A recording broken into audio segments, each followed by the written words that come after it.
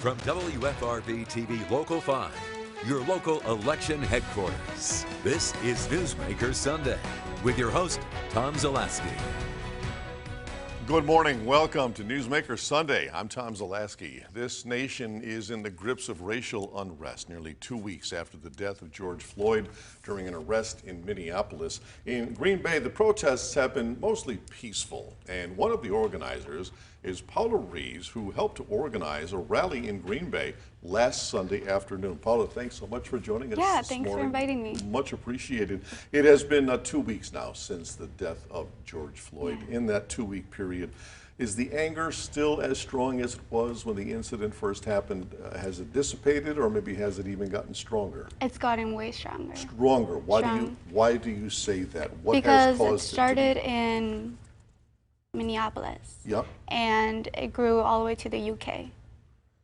And why do you say, I mean, are the emotions stronger, or is the movement stronger? The movement. The movement, you say, is stronger. And the emotions, because from the death, that didn't just rise the death, that raised a lot of wounds and a lot of things that weren't unhealed.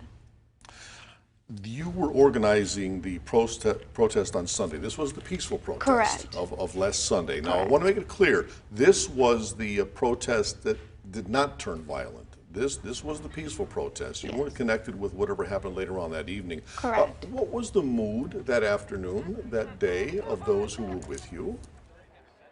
During my protest? During your protest, It was wonderful.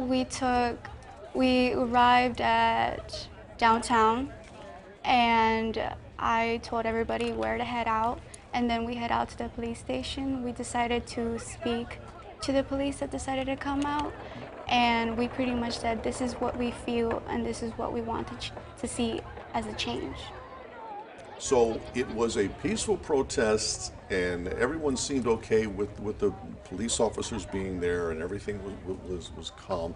Was there any indication, was there any talk that things could have turned violent later on in the day? Not really, not that I know about. It was great. People were expressing themselves, expressing their wounds, and I left, and people wanted to continue the protest. So I am a regular person. I have a job. I have things to do. Also, I can't be there 24/7 to lead people, of course. So by the time I found out, it was way too late. I couldn't do anything about it. I was very disappointed in those people, but I do take responsibility for the protest. I don't take responsibility for the people that wanted to do the loitering. That's nothing that I am connected to. My group and my people tried to stop those individuals, but like I said, by the time that I knew, I couldn't do anything about it. Mm-hmm. On Wednesday of this week, prosecutors in Minneapolis, they upgraded the charges against Officer Derek Chauvin. He now faces second-degree murder and manslaughter charges. Mm-hmm. The other 3 officers, they're facing charges as well of aiding and abetting. Did adding those charges and making those other arrests, did that abate the situation? Did it make emotions less? I saw a few comments saying that we're happy, but that's not going to make justice, because we're not just making justice for George Floyd. We're making justice for all the people that have been abused by police, that have been discriminated by the police. This is, like I said, this rise from the ashes of the wounds that need to be healed. And it's not just we're trying to get money or we're trying to get justice. We're trying to physically make mindsets change and also laws change. So I started a group that I invite anybody that would like to join. It's a group of leaders. We're gonna be going to school and events, and we're gonna be talking and educating the uneducated. Is that what you see happening next? Is that the path forward? That's one of my next moves. What is another next move? I want to file a class action lawsuit against the police department. Currently, the Green Bay one. We're trying to get more people so this can go federal. And why will you file a class action lawsuit against the Green Bay Police Department? What did they do? Because I've seen a few videos during, I think it was Saturday night, that I think it was really not the right way to take action. I've got sent a couple videos. What did you see? it doesn't take 6 people to arrest 1 person. Let's just put it like that. And when do you intend on filing this class action lawsuit? I'm going to start a fundraiser so I can continue this process.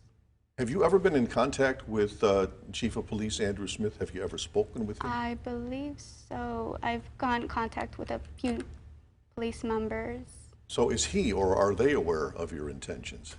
I said it in my last interview, and I'm saying it publicly right now.